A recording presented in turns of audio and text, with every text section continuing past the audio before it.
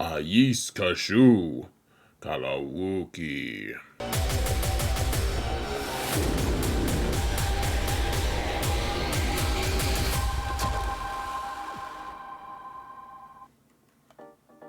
Hello everyone, and welcome to another episode of Zareth Prevails, a Grand Arena story. Folks, we're trying to wrap up this 3v3 season in GAC matches, and we're in the top 50. We're just trying to get through all of these because I know you guys want to see the top 50 matches while they last, and we're gonna go for it. So, here's the situation. Basically, someone named Jemku Bombasa, and he's in one of the Caw Patrol guilds, one of the Caw guilds. I don't know which one. It looks like that's like maybe they're just like hang out, take a break guild. I don't know. So we're in 28 number 28 now. My opponent's probably similarly ranked, but this capture didn't really capture it. He's only got a small advantage in GP over me. And you'll see though, he's got a significant. So these are the level of mods that and this isn't shade, but my opponent has either spent a lot of money on his mods or he's gotten really lucky, or probably both. He's also got a really good Datacron selection, and I mean he does outnumber me in the relics that matter by a decent amount. I mean it's not insurmountable. The really important thing though, and apparently we didn't actually include it. Hold on. There we go.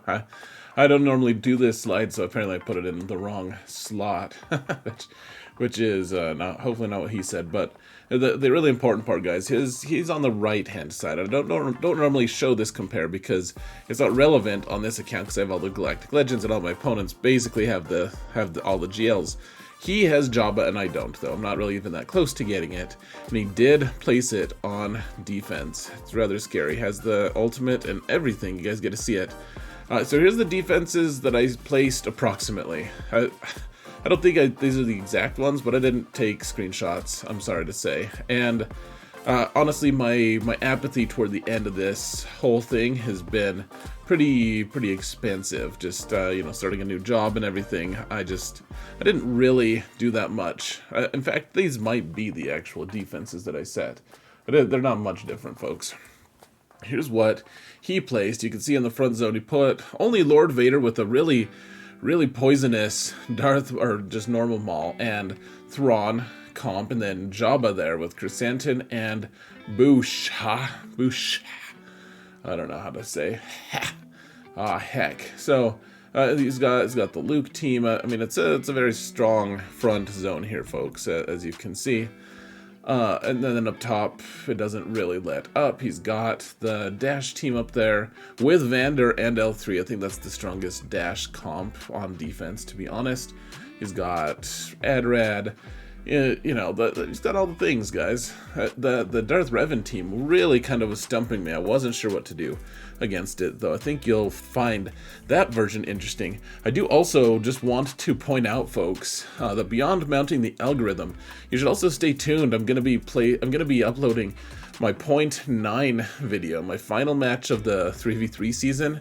Probably in the same day as I post this one, but it's going to be all live stuff. Like I'll show you guys. I'll walk you through like this whole segment here first, but then the rest of the video is going to be all live. I want to see how that goes. We'll see if it's any good. I think it's kind of fun to do that every once in a while, but anyways, we'll talk about that when we get to that video, but stay tuned for that. It won't come out at the exact same time as this, probably a few hours after or something. I'm not sure. We'll figure it out. Maybe the next day. Who knows? Maybe never. If you don't mount the algorithm this time, folks. Who knows? That being said, my opponent did not attack. He attacks after his opponent. As a rule, he always waits till his opponent attacks, and this was no exception. So I think it's time to get to the fighting. Let's get to it, folks.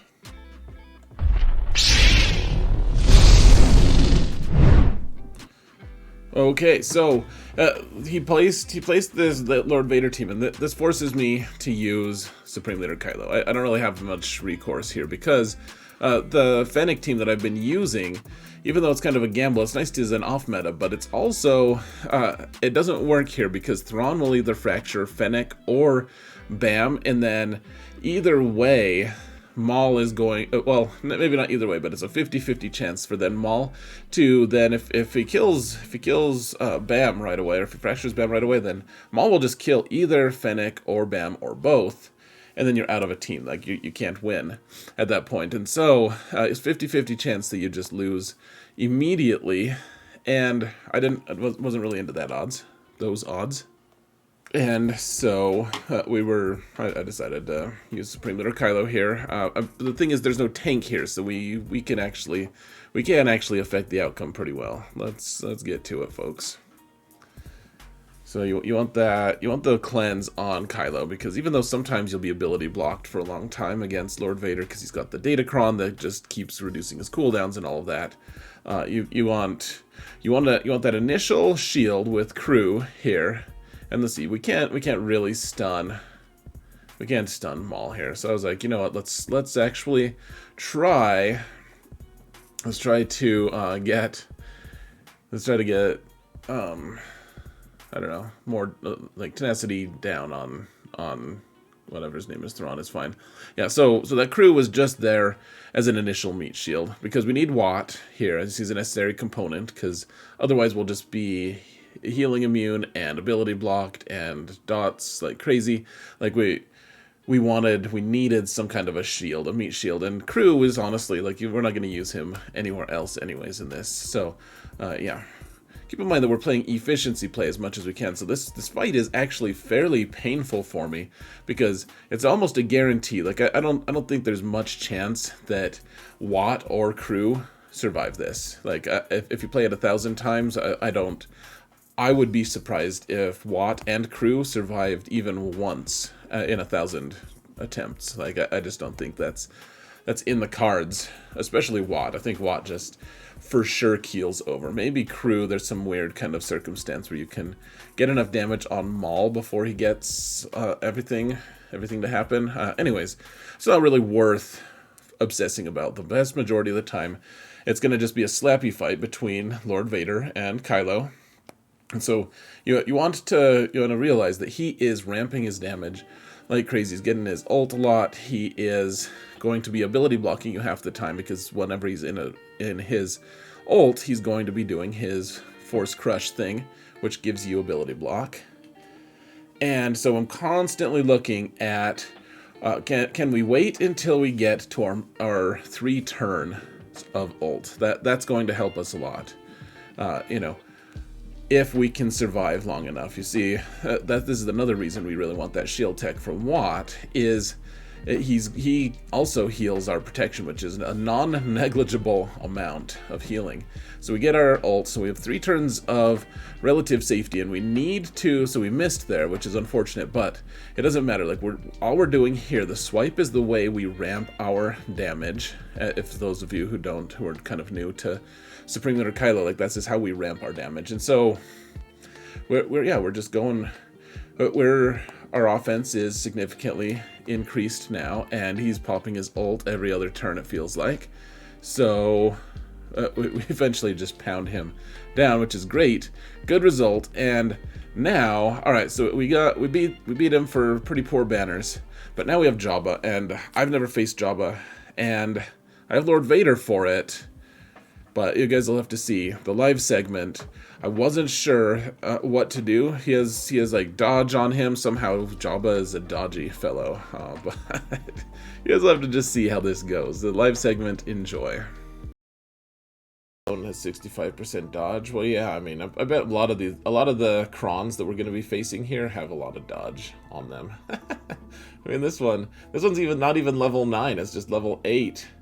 And yet it has 40% dodge. So yeah, let's see how this goes, folks. So this is an ultimate Jabba as well, so we'll be able to do some stuff. Really don't know what to expect here, folks. I don't know if undersizing was a good idea. I don't know if anything was a good idea, but my guess is that we do okay. If I just had to predict, it seems like we're going to be fine-ish, at least. I don't know. Except Boushh is taking a lot of turns here. They're just burning clock here. What the hell, man? Guess we'll just keep doing this, though. Royal Guard's like, I'm gonna miss. Like, it doesn't really matter. You go ahead and do that, bud. I guess they're working on our ult here. That's good for us anyways.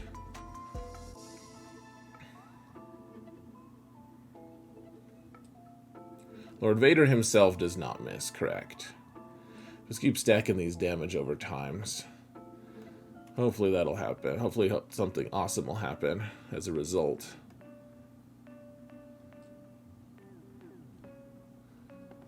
I don't know, guys. I'm not feeling it right now.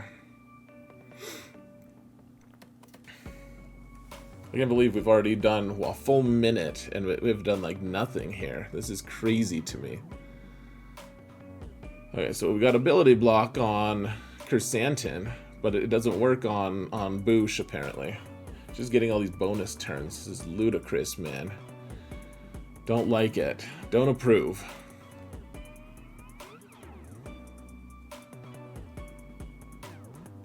Just really want Boushh Leia to just take herself out here.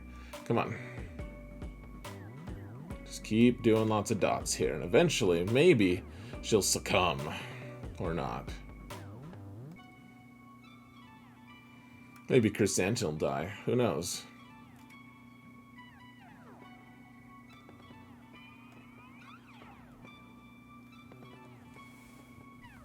Seems like Chrysanthemum's getting a little close here. Though Jabba's about to get his ult as well, so I don't like that.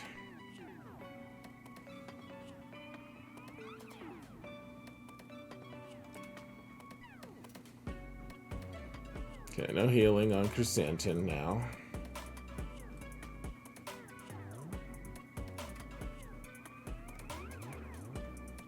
Here's the ult. Jabba's getting his ult as well. Oh.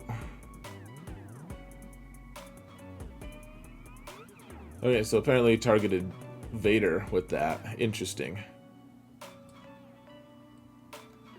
Oh, come on. There we go. Alright. Now we gotta take out Jabba here. Probably just need to do a bunch of hits on him. Like big hits, not like I don't know if doing the force drain special or the force crush is actually going to do anything. I don't know if anything's going to do anything, guys.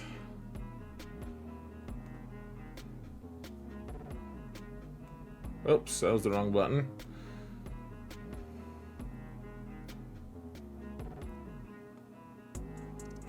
I don't know, putting ability block on him seems like an okay move sometimes, at least. Come on, guys.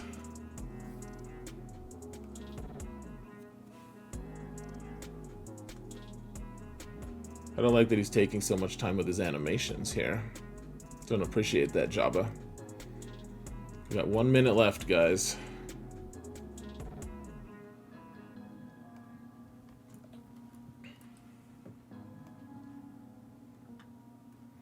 Good ability block.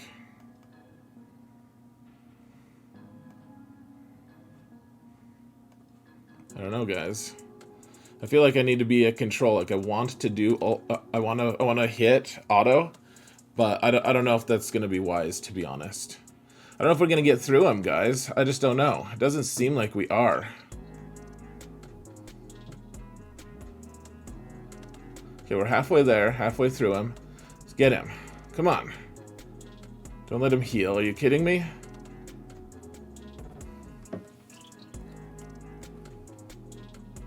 We are so close right now, guys. And that Rancor is gonna ruin everything. Oh, he healed him completely. Are you kidding me? Oh my gosh. This is so brutal, guys. Oh my gosh. Come on. One more hit. One more big hit. Get him.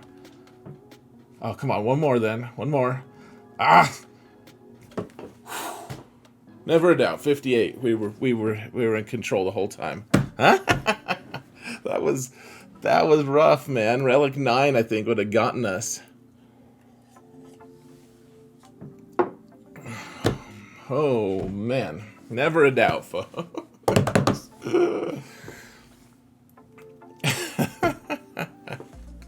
What?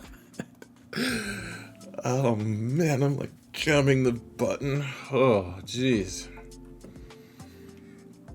Oh, I planned it exactly like that, guys. To add more drama. That's all. I could have ended it minutes earlier. I'm joking, of course, but... Okay. Whew. Whew. Jeez. Friggin' Hutt. What the Hutt, man? Oh, man, I kicked him in the Hutt. That was nuts, actually. Whew. Oh, we still got a long ways to go, though. So I noticed, after we did the math, I noticed that my Jedi Revan would be faster. We both have the turn meter cron and everything. His Shaak T is very fast, but my Jedi Revan, with extra speed added from his leadership, was going to be faster than any of their characters. And so the idea was, hopefully we could get in and just nuke this squad and be able to beat it for decent banners. And I guess we'll see if that actually pans out for me. Remember, we're playing efficiency plays. We have 5 Galactic Legends on offense, but we don't want the real key, guys, the key to 3v3. And there's a lot of different, saying there's just one key to 3v3 maybe is a little bit, I don't know, just disingenuous or something. Maybe not that, but like, it's maybe oversimplistic, right? The thing about 3v3 though is the front zone is a matter of evaluating what teams in the front can be undersized, or maybe not undersized, but like use an off meta for. All right, I apologize for that, guys. There's kind of a little hitch there because I had to sneeze. I paused the wrong thing. All right, so we're using Rey here. We want to use Galactic Legends where it's necessary, but we don't want to use Galactic Legends where we need to keep some for whatever's in the back zone and for whatever other teams turn out to stump us in terms of overall composition. So anyways, in this case, remember that Malgus, with this Datacron, because he just spams his big hit, can really do a lot of damage to you if you have a Rey. Rey loses to this sometimes. So I like the Holdo and Jedi Training Rey combo here, because Jedi Training Rey can sometimes ability block Malgus, which kind of gives you a little bit of a breather, and otherwise Holdo and Jedi Training Rey can kind of swap hits from Malgus, and Jedi Training Rey, once he misses on Malgus, or once he misses on Jedi Training Rey, then Holdo is going to have the force taunt forced, and you can't get healing immunity on Malgus. The closest you could get was Shaak, which obviously we don't have Shaak on this team. But the idea here is we take out the ads, and I love how easily he just eats a whirlwind. It's just very impressive, honestly. Malgus is a tank, man. Obviously he's a tank, but man, maybe I should call him a truck.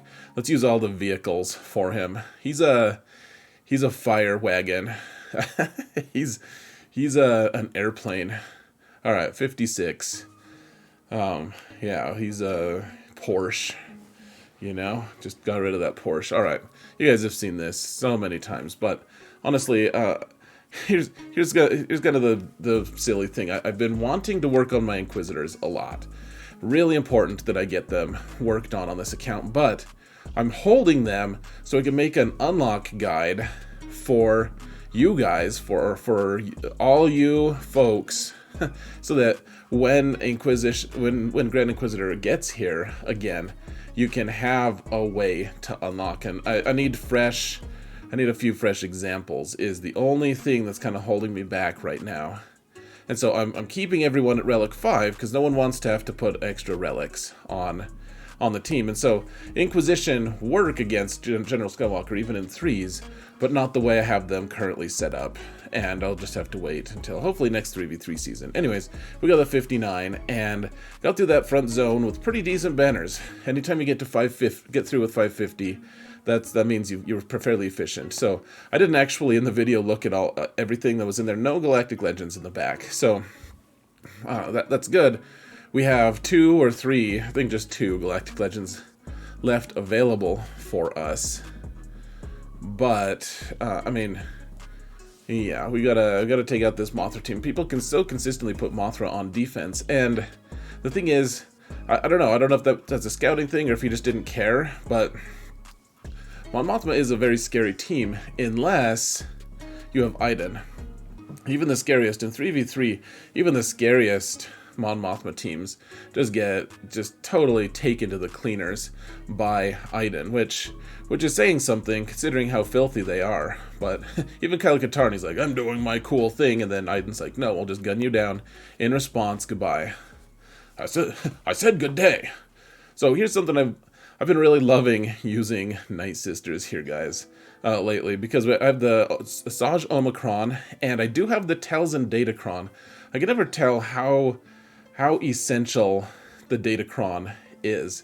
The Omicron on Asajj is really nice, though, to be able to use. And you can see I did that big AoE from Talzin, and it's actually a little bit scary because they had all the tenacity up and stuff. I think maybe that was the wrong choice. But maybe that I did that just because Han had the taunt or something. I'm not really sure what I was thinking there, but I mean, sometimes you just don't think. Sometimes you just don't use your head, guys. Yeah, being able to spam the AoEs, like use whatever abilities you want on Talzin, is pretty strong, and then being able to recover your protection on your Night Sisters from Asajj Omi is really nice too. Now here's the one blunder I have. Watch Wampa not assist or not hit back hardly. The first hit he didn't hit back, and then all these other shots, he's just not hitting back sometimes. Like, I guess now he's countering a little bit, but this is a Iden grit team with Shore Trooper, and I was debating this or using BAM with IG and Kuiil, and I decided this had worked for me before, but man, they just gunned me down hard here. Oh man, huge blunder. So, alright, this is our other team that can beat this. But keep in mind, we're keeping our Galactic Legends so that they can come bail us out if necessary. Look at how Kuiil, even though he can't be crit because of IG's presence, still almost got punked by these punks. And so I'm trying to bide my time. They have all this bonus protection here, which we have to be careful of. Range Trooper has a really interesting synergy with Iden, with the Grit Kron, because he gives all the protection up here. And so, like, they have a ton of protection. And protection, and then all their health is just glued to their all of their let's see. Oh yeah, so I decided to try to kill Range Trooper here first. Yeah, because I didn't want any of that protection up nonsense to be happening. But yeah, all of their protection is glued to their health, so they have a huge health pool, because the protection up from what's his name, Range Trooper, is informed by their total health pool. And so I wanted to get rid of Range so that he's not giving them more of those buffs. Like, we don't need more pain in our lives, folks. We have enough pain. You cannot have my pain. Those of you who know that quote are ballers, because it's a really awesome quote. If I do say so myself. One thing about taking Bam with, like, he's got the endless cooldown Kron, which is nice. One nice thing about taking him with IG and Kuiil is they can actually heal him. Like, he actually can get health banners back. So we finally take out Iden. And I mean, the thing is, Iden is really scary, and one mistake I see a lot of people making when attacking Iden is like they're just like, we're gonna kill it right away. Like, I've done the same thing, and I get it, and I admire your I don't know, spunk is a really dumb word to use there, but I can definitely relate to your desire to want to just take her out right away. However, just being able to be a little patient. I mean, sometimes you just if you're not patient in this game, you're not gonna have a good time. So, all right, he's got a dash team. This is the one that we don't want to mess around with at all. He's got a little extra dodge here, and so one of the things that we're gonna have to do for adapting to the set 4, folks, is just making sure that we have enough things that don't require us to hit in order to actually succeed. Like, we can miss sometimes and still succeed. And so remember, he's got prepared on Vandor, so if we we kill Vandor right away, then we'll be fine. They don't have another revive available, so we pop our ult early. Remember, Dash is getting a bonus turn every time we take a turn. But once we take out Vandor, then he's not going to be able to revive. So that big force leap from Cat, really important. So that's why we popped our ult, so we can target outside of the taunt from L3, take out Vandor, and then it's pretty easy peasy after that. Just being patient here. All right, so this is one that is actually unnecessary, and I'll show you guys why in a minute. So in theory, Traya works really well here, and I did this last time, and I was like, ooh, we could do this again. I don't want to have to use Dash on this team, and in fact, I'll show you guys in a minute. It's so dumb, actually, of me, fairly stupid, anyways. So we're just racing right now, guys. We have to get our ultimate from Nihilus before they get their ultimate. Well, we want to get our Annihilate before they get their ultimate. And their ultimate, of course, makes it so that we can't heal. We have healing immunity, undispellable healing immunity, which is, I mean, it's going to do a lot of damage to us as well. So, okay. All right, Nihilus is close to being able to. All right, Sion is gone. And Nihilus is not doing too well now, because they get their ult before us. And Traya is just about gone. Okay, so at least we get to kill AdRad. We're not going to get good banners here regardless.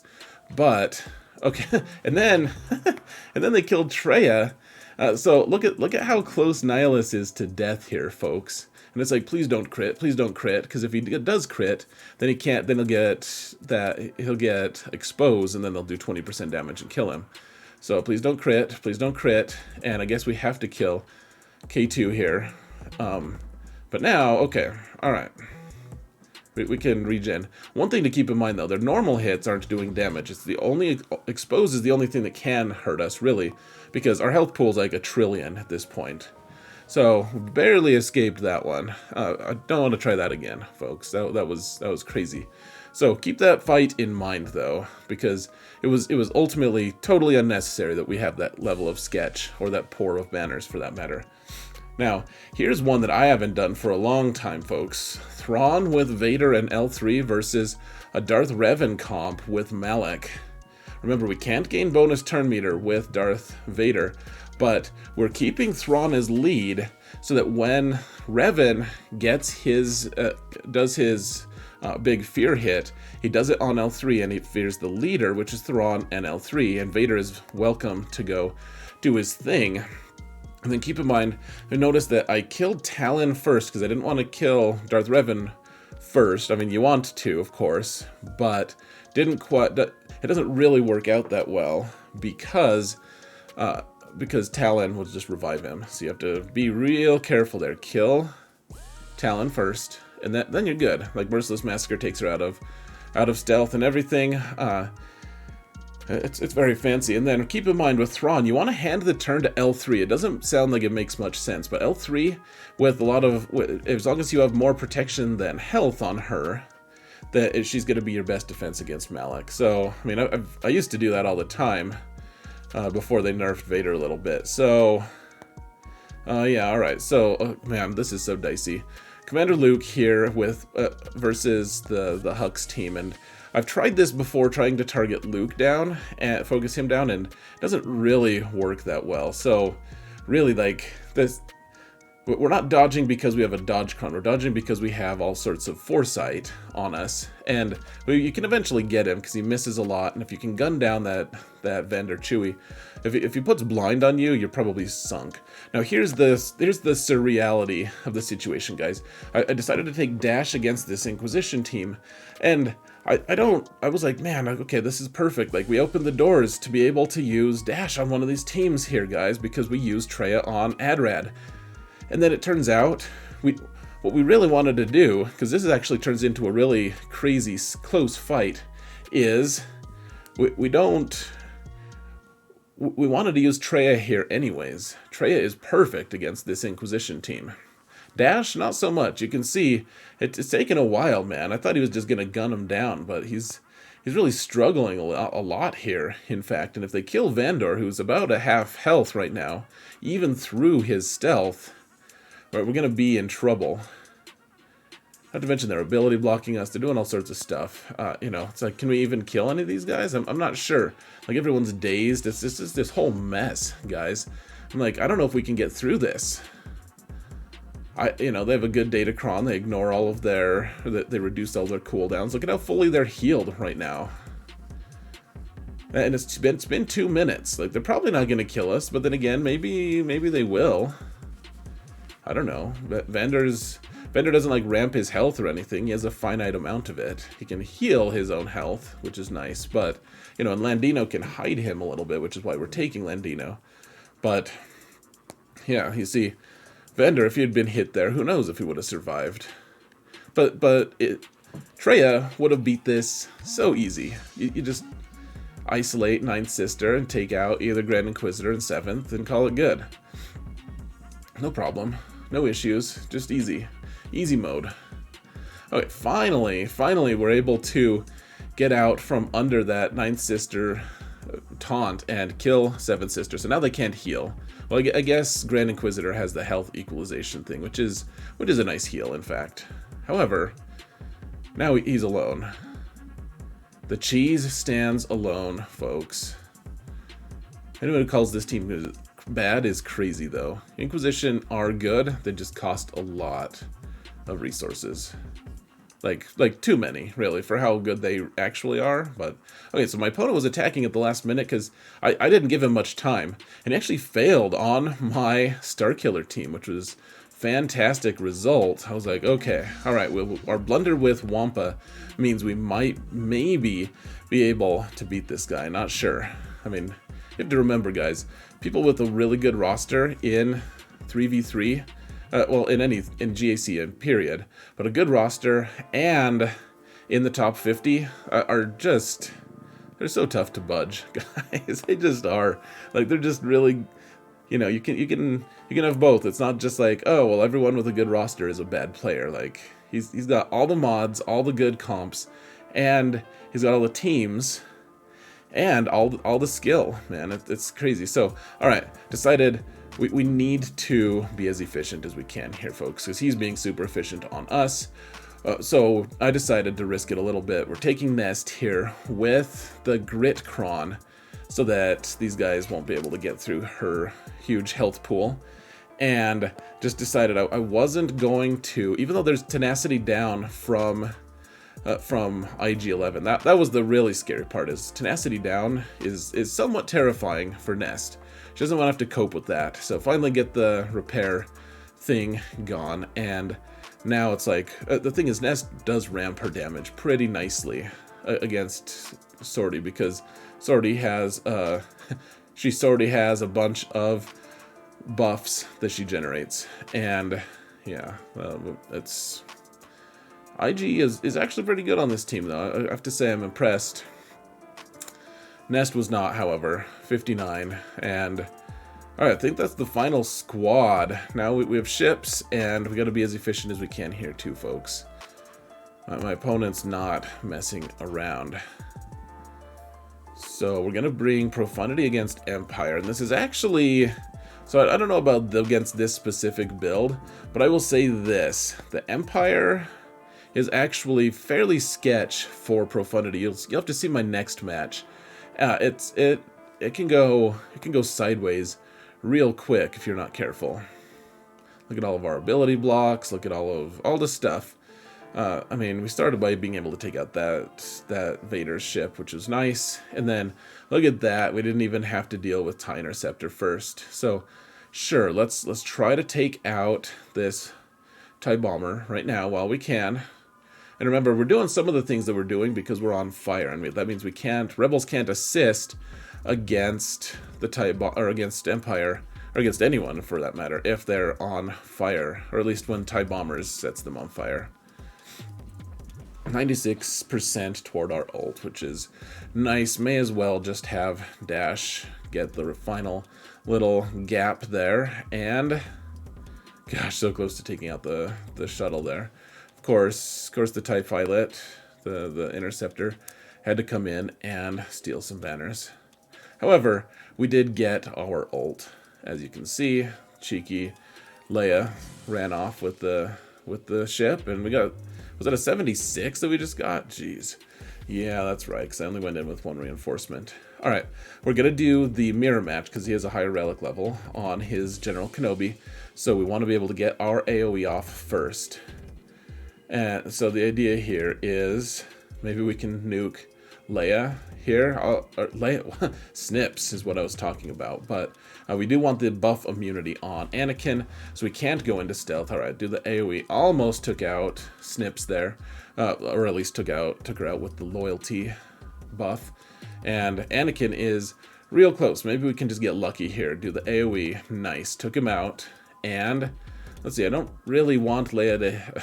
Why am I calling her Leia? I don't want Snips to hit me back, but I'm in stealth, so I can shoot her. And so, yeah, we can... Keep in mind, like, fives is really nice to be able to dispel when people have target lock. That's one thing that I've kind of leaned on. One notion that I've kind of thought about a lot. So, alright, we got the 2 for AoE with Anakin, and just in time for the fight to be over, we get our Plo to be able to heal us up a little bit, and kill their Plo, and 73. Nice. Not too bad. So 76 and a 73. And now, the funny thing about Profundity being gone now, or the Profundity turning into like the big ship killer, like the big counter to all of these fleets, is Profundity is, Home 1 is no longer like the counter to Radis. And that means that the really crazy good banners that we can get on Radis are kind of just... like, Radis starts stealing the most banners. That's been consistent for the last couple weeks for me in GAC, is people put Radis down, and I'm like, I got the worst banners out of all of them against this one particular fleet. So, I don't know. It's just a really interesting consequence. Radis is suddenly being a good defensive fleet, not because it gets a lot of holds, which it actually does get a few holds, and specifically it gets holds against Malevolence sometimes, but... It's not just that it gets a lot of good holds, it's also that it's just stealing a lot of banners, because you have to use teams that are inefficient against it. There aren't many teams that are super efficient against it anymore. Alright, finally got the stun on Falcon, and yeah, it's been a little bit of a struggle here, folks. Let's just do the AoE so that they can't steal more banners on whoever we would bring in from reinforcements. Actually, they haven't really killed a ton of things of ours. Enough things, obviously, that it's... Yeah, so 68. I was pretty glad to end with a 68 there, in fact. So, got a pretty decent score. And, in fact, my opponent at this point...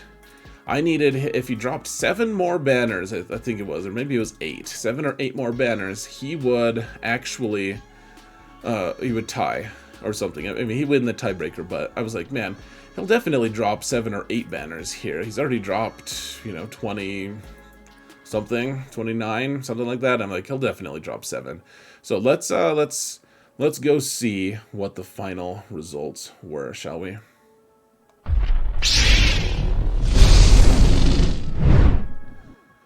And I couldn't find the screenshot. I know I took it somewhere, but I couldn't find it. Unfortunately, he saved all his really hyper efficient stuff for the last. And frankly, and this isn't shade on my opponent. He was very nice. He actually contacted me. Nice guy, but he waits till the very last second to attack so that he has full information. And he was able to get some crazy scores on things just by undersizing. He knew exactly what he needed to target, and he dropped a couple more banners total. I think actually the most he dropped was like 6 on my Radis, but at that point it was already just out of reach unless he totally failed on it. So, man, I feel like we played really well, but I mean, we had some mistakes there too. So, Wampa blunder cost me, obviously. There's no ifs, ands, or buts. And sorry for the background of this. This obviously isn't my opponent for this match, but just wanted a GAC background. So, yeah, Wampa lost that for me. And things, I mean, I don't think it would have made a total, like, he beat me by 6. So, it wouldn't have mattered in the long run, but like Traya could have beat that Grand Inquisitor team for a lot better banners, and Dash probably would have gotten about the same score as he did against the Inquisition if he had used him on Radis. So, I mean, that in itself wouldn't have saved me. I don't know what to do again. Like, he had an extra GL, he had all the mods, he had all the stuff. Like, we quitted ourselves well, he attacked last, and I just have to say, like, no excuses on my end. I didn't have enough to beat him. I just didn't have enough to beat the guy. Like, yes, I guess it sounds like I'm making excuses. He has all the resources, but at the end of the day, we had the opportunity to win. Like, Wampa could have, if we had just used Wampa somewhere else, which we could have found somewhere else to use Wampa, then we could have just won. And so, really, like, my poor play cost me the match. A top 50 against a top player who's dedicated to winning GAC. That's what I want. That's what I want, right? I want these crazy matches. And if I'm going to go in and lose those crazy matches and make excuses, who am I? Why should I do that? That doesn't make a lot of sense to me. So, got the loss. Unfortunate. You play nearly perfect and still lose. It's a little bit discouraging, but still top 50. If I can win my next one, I'll for sure be in the top 50, but I think even if I lose the next one, I'll stay in the top 50. We'll have to see how the next one goes. I will say it's quite epic as well. Hyper efficient match, as all 3v3 matches at the top are. Well, at least a lot of them. So let me know what you guys' thoughts are. Hope you enjoyed it. Thank you all so much for watching, and remember that in all things, Xerath prevails.